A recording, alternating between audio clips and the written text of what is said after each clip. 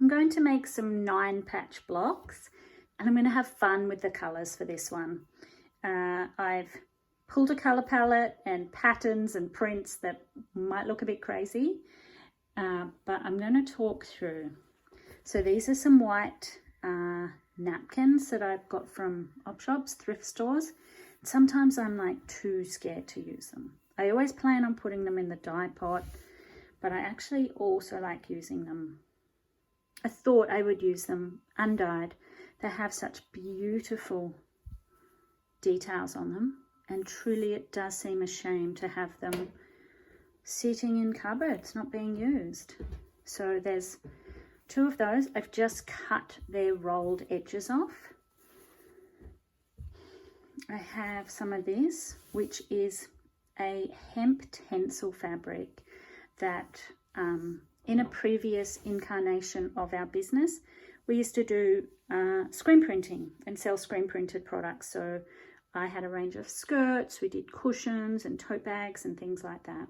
And this is some of the leftover fabric. I really love these. There's a few different scraps around, so I thought it'd be fun to use that.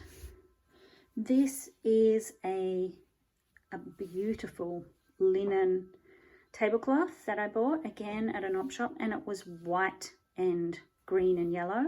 So some of these bits were white.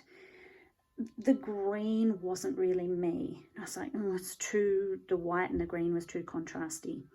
So I put it in a dye pot with onion skins, and I really, really love this yellow, orangey sort of yellow hue, and it toned down the greens a bit, made them not jump out so contrasty.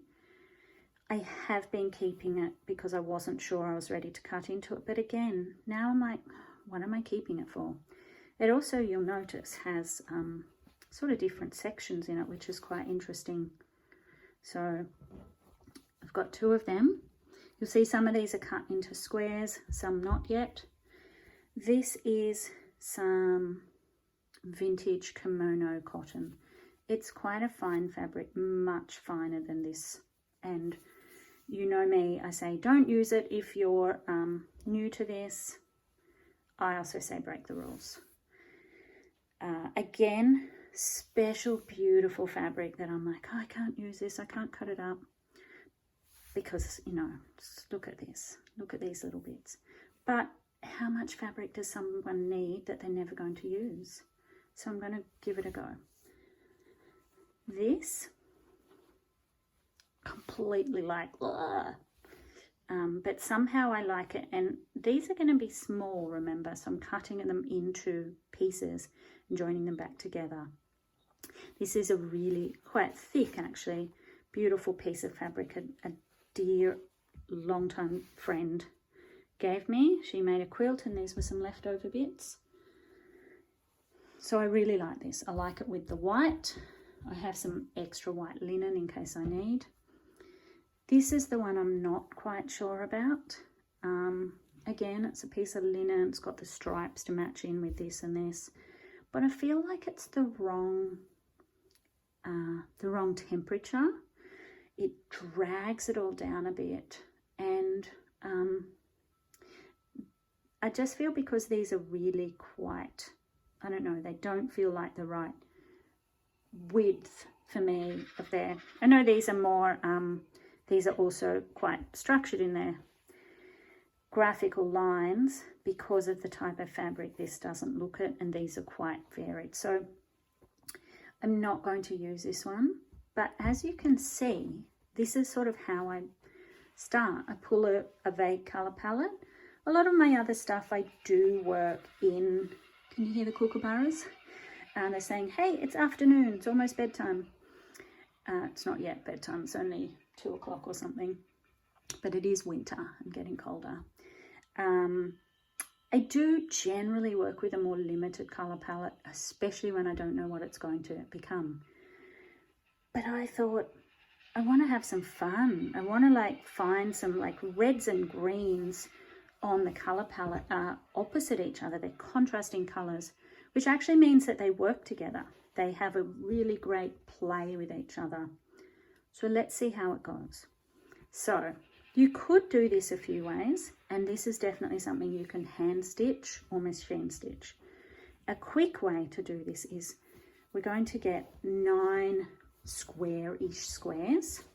So I don't know if I quite have 9 yet, and put them all with their right sides facing up. Now these are sort of two-sided, but also sort of not.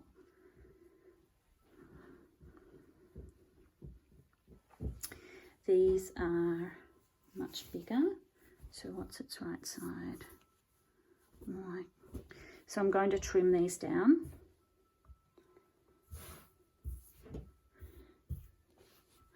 Please don't get mad at me for cutting into these beautiful old linens. It's hard to get beautiful linen like this now, isn't it? So let's use it.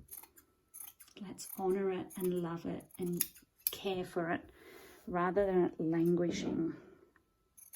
Also, it means we don't have to go and buy new fabric all the time.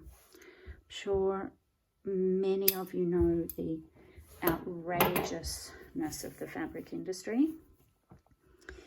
And I don't really need to tell you, but this has got a few stains on it. I probably could have put it in a bath to wash them off, or a dye pot. Like if I was going to pre-plan this a bit better, I could have put in the same dye pot as this.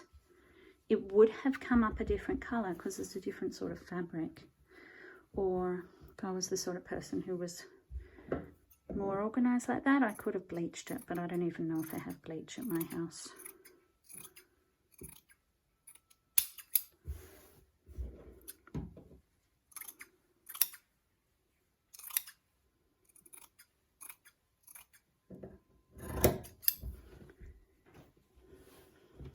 This, I only have one piece that's not actually, oh look, it's the perfect width, but it's not actually the full size, but that's all right. We're going to work with what we have. This is the perfect width too. That's magic when that happens. I find that actually, oh, I did iron it, but not that well. It's a little bit big. Let's push it to this side. When I'm cutting something, don't cut it in the middle, because then you've got more side to save for something else. I'm going to check if it's, look at that, it's like long enough as well for 2 pieces. So what I was saying is, I quite regularly find that these special little things happen of the fabric being just the right size. I don't know why.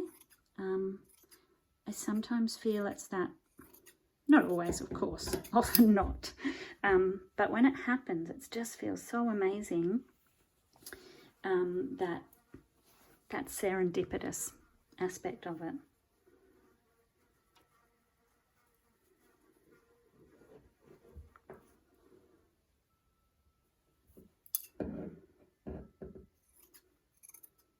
Of course, don't throw these little bits out. These are perfect for your hand stitching, and you might want to hand applique some of these onto your quilt at the end. So keep these.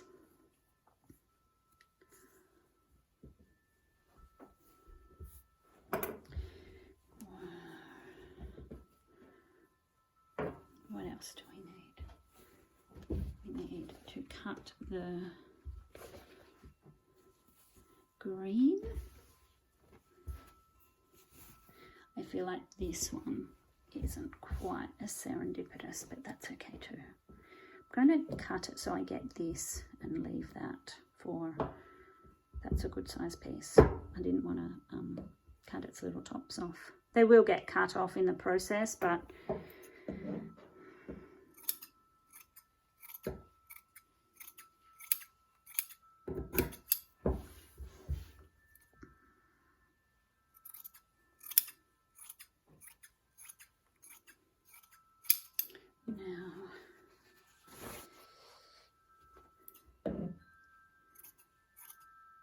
What I'm doing with this is I'm actually going to cut them into thirds. So let's see how big a third is. And that is the same. So I'm going to put that into the mix. And that's not, I'm actually not going to put, that was sort of a printing mishap. I'll use that for something else. I'll save it, it might get used. Let's see, I might need to cut another bit of this. Let's see what we've got. 1, 2, 3, 4, 5, 6, 7, 8-ish. And I'm going to cut another piece of this.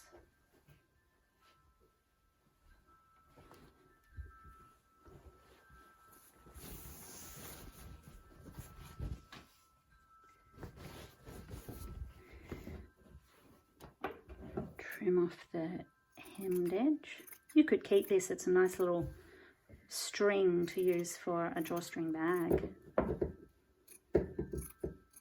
I also keep ribbons if I ever buy new things from shops, which isn't that often, to be honest. So keeping the, sometimes they have beautiful real ribbon on them. So keep that as well.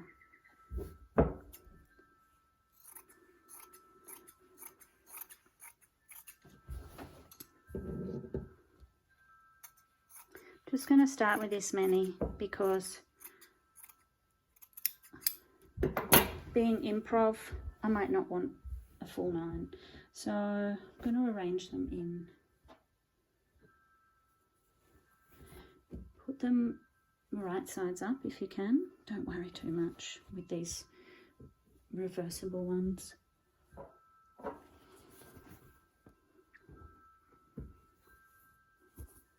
I actually quite like both sides of that one anyway. My parents once had a very beautiful one-seater couch thingy, and they took it to an upholsterer with the fabric, and they clearly said, we want it upside down. We want the print like this. And the upholsterer didn't do that, sadly.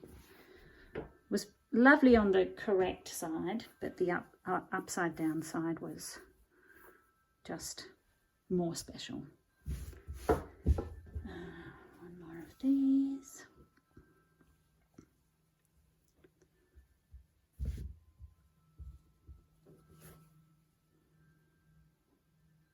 I'm going to use this one as my cutting guide. This one's a bit big, but that's all right. Might put it. I might actually just cut it because I think it'll make it easier.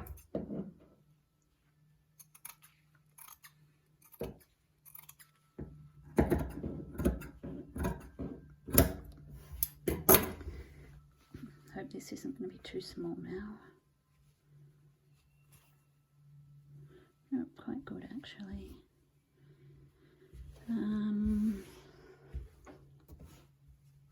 Let's just get one more piece of this.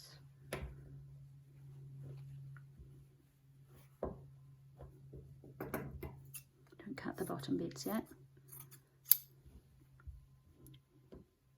Just cutting the green. It's got none of this dark green on it.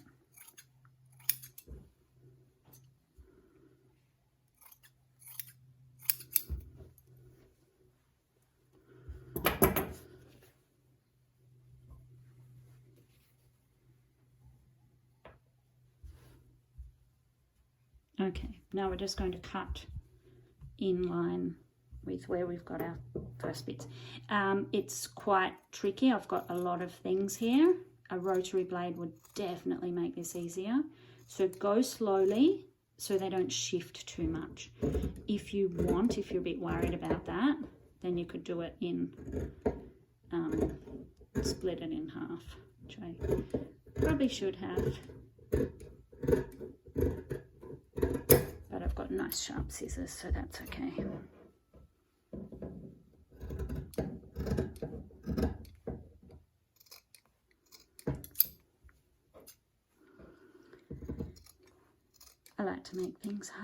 myself anyway.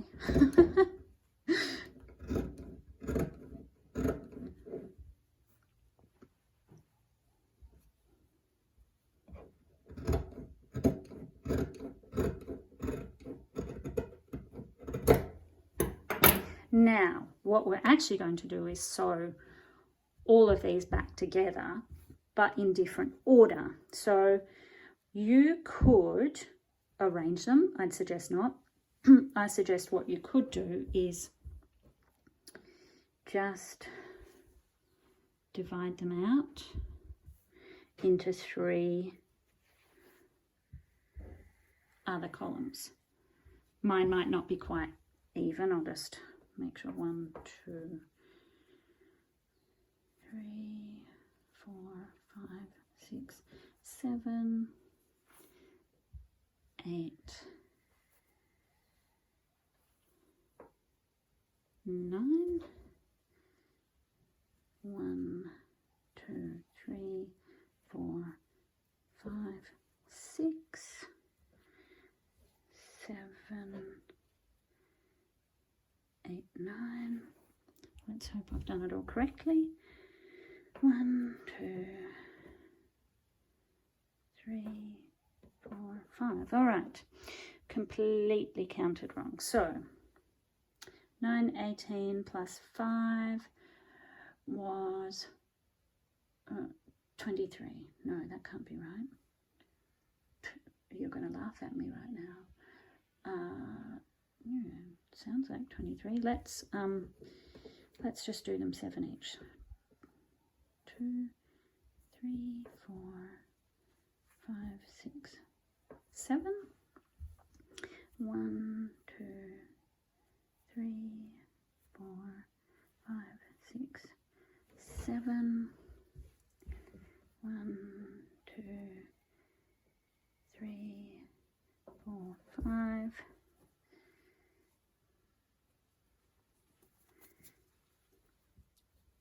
6, 7.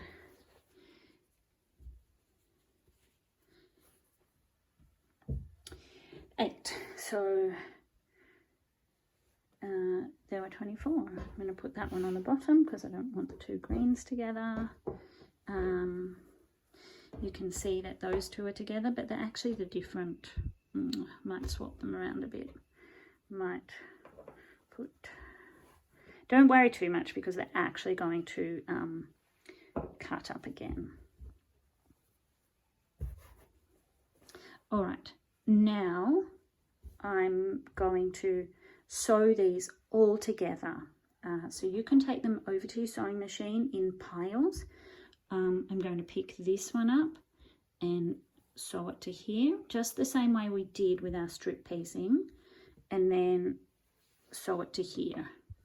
And so I'm going to end up with 8 strips sewn together, and then I'll show you what we do next. So I've stitched them all together into their 9, or they're back to their 3s, and I also have pressed the seams flat to both sides because we're going to cut and sew them again. So I wanted to minimize the seamage as best as possible. Also, I would just like to say that my maths before, maths is sort of my thing. I'm normally quite good at maths, so please excuse that silly brain fumble. Just showing them to you that they're all different. Look, some of them are that, some of them are there's one that's two together. That's completely fine. Now 1, 2, we're going to line them up again with so that they are all their seams in the same way, as best as you can.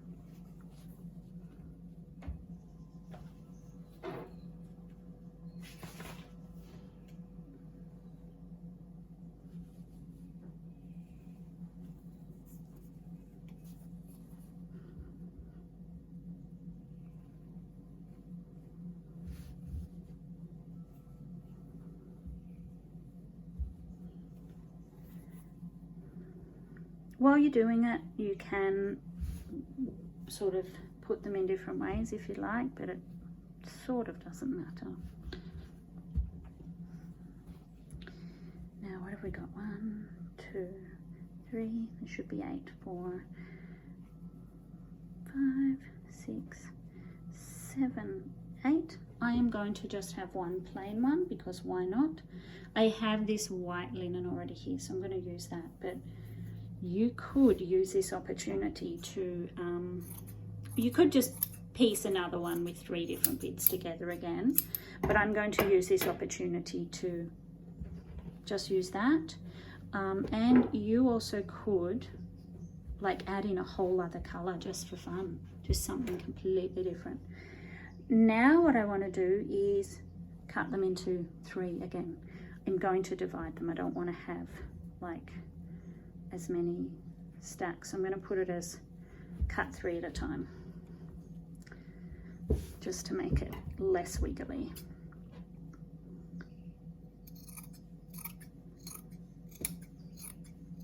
Because there's a lot more seams to get through now.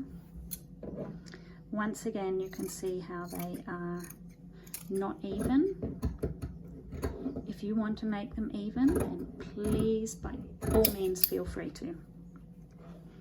I'm actually going to push them aside in their little stacks like that.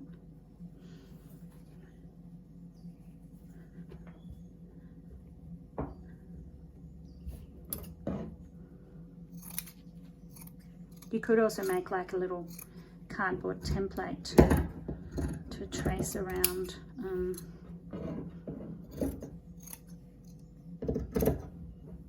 To make it a bit easier so that they are closer to even if you want, because you can see these ones aren't quite even at all, but that's all right. I'm just doing this so that when I put them back together to sew again, a bit easier to arrange them.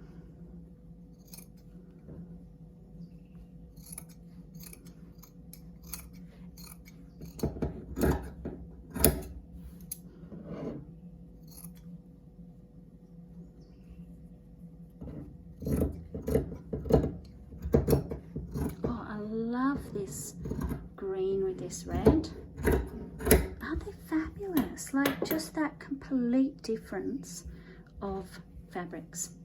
Now what we're going to do is put them back in and sew them back together, but we don't want them side by side, of course.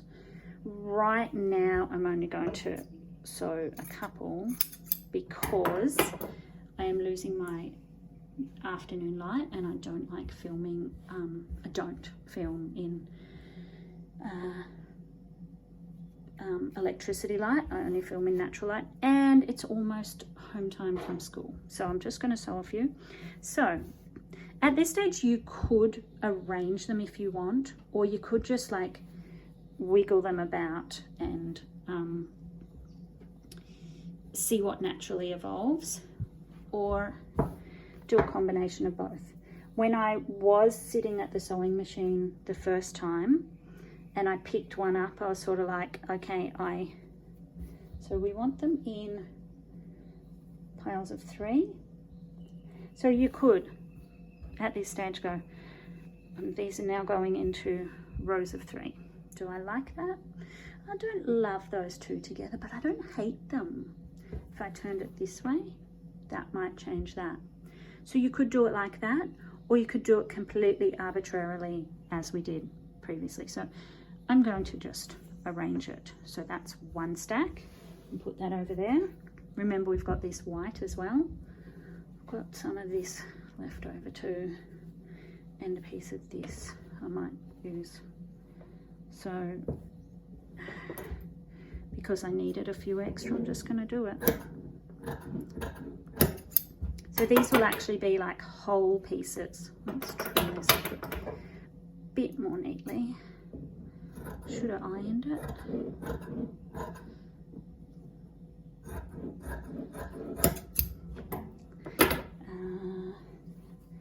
That looks cool together. Now, I only have 3 squares of this one, and not that it matters or not, but remember that I put them together. So I won't do that with this one.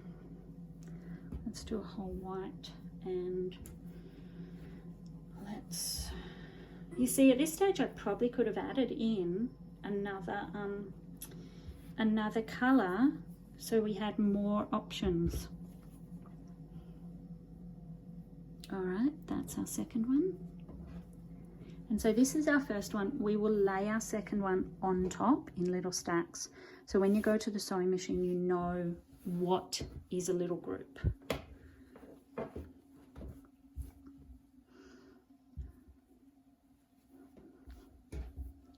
These almost look good together. Just trim these little bits off.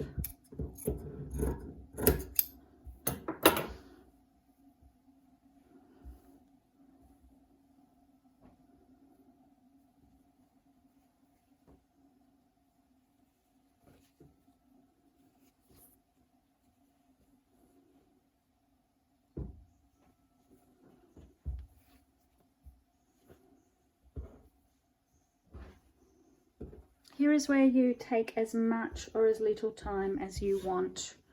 You know, I like that. Actually, I like it turned like that, because like that, it was the same piece.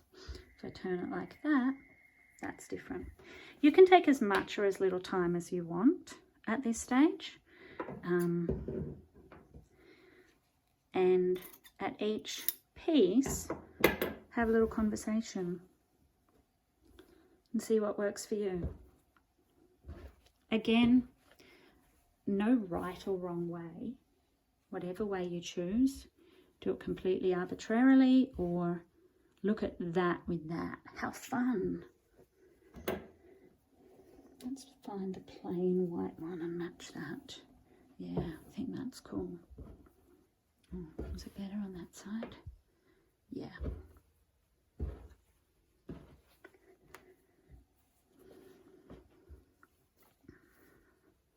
I did end up with a lot of this because I actually started with more of it. So you can keep that in mind when you're, maybe I will, was that one? Maybe at this stage I might cut a few more plain pieces to match in. Again, no rules. Then you'll just end up with some extra ones of these if that's what you do. So you're just going to, they're the same piece, but that's okay, isn't it? You know what you also could do is you could stitch one to here and then that would just get chopped off afterwards, but that's complicating things a little bit for where we're up to right now. But these are just all options and alternatives and different ways of thinking that I like you to consider. That there really is no rules. How many more? All right.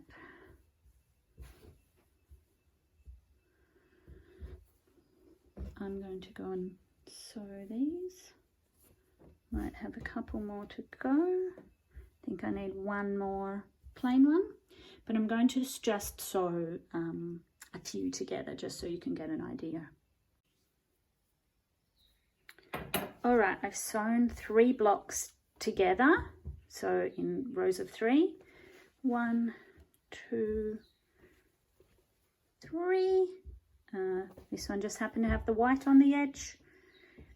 And now what I would do is, after I've got 9 of them all together, I will sew them together as 3 in a row by 3 down.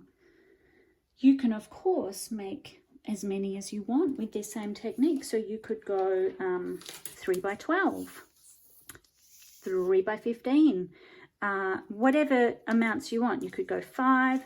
Just keep working and building depending on how big you want it. So this really quite quick. This wasn't that much to make this. Of course, hand sewing would be more. But these 3 in a row are just under 80 centimeters. So your quilt would be approximately 80 centimeters square. Perfect little size for having on your couch. Some of your squares you might find are not exactly the same size, and that's just what happens because I didn't use a rotary cutter or a measurer when I cut the original squares and then the second squares, and so there's a few things you can do. I wouldn't go and trim everything to the smallest size because then you'd lose some bits. What I would do is grab a plain piece and sew it on the edge just to make the blocks similar, like the same size. But what the beautiful thing about having to do that is that can actually add into your design process.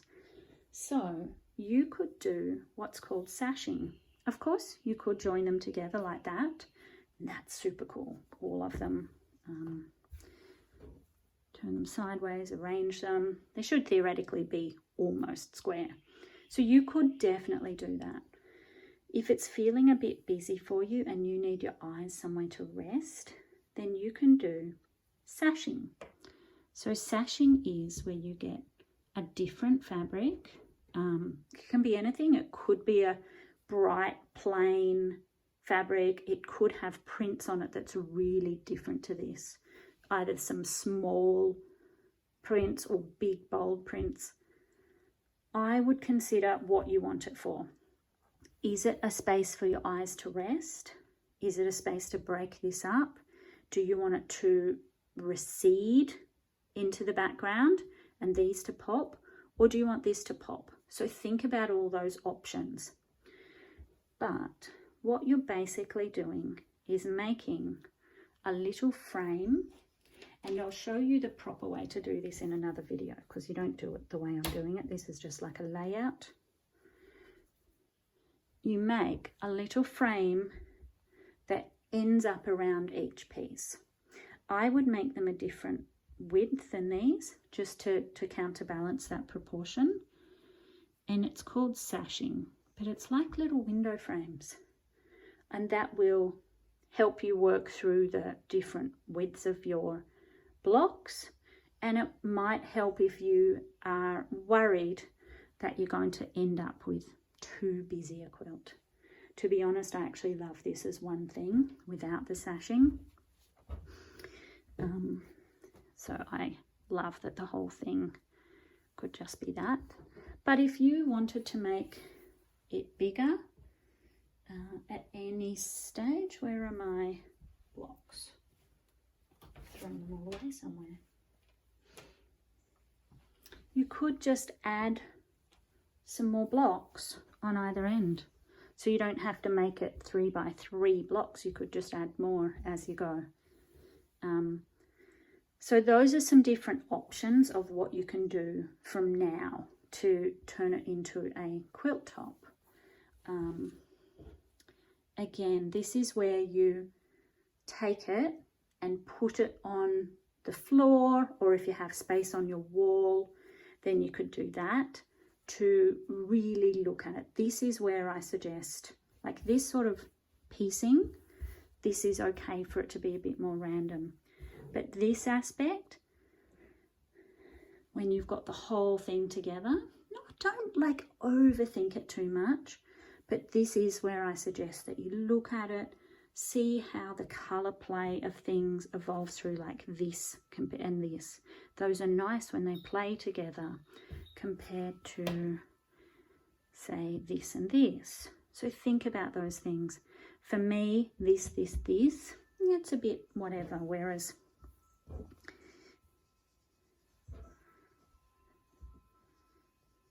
this and this gives it a different look and feel. So just take your time with each step. Once you've got your blocks, decide if you want to make 12 blocks or 16 blocks. Once you've got them, then you progress to the next step. I always like having extras just in case, so that if some don't work, then you can swap them out for different ones. Even if you have some extras just like this, not stitched together as the 9-piece. So I hope that gives you a really fun idea, quick and simple, of how to make a beautiful quilt top that a 9-patch is a sort of more modern traditional quilt pattern, but because of the way we do it, it's not, the seams aren't joined up and the fabric's not pre-arranged. That's when it turns into an improv quilt, rather than saying the pattern says red, red, red, red, white, white, white. So those are the things that you take the original traditional designs and then you give them your own spin. So yeah, I hope that gives you a fun play, and there'll be some more techniques soon.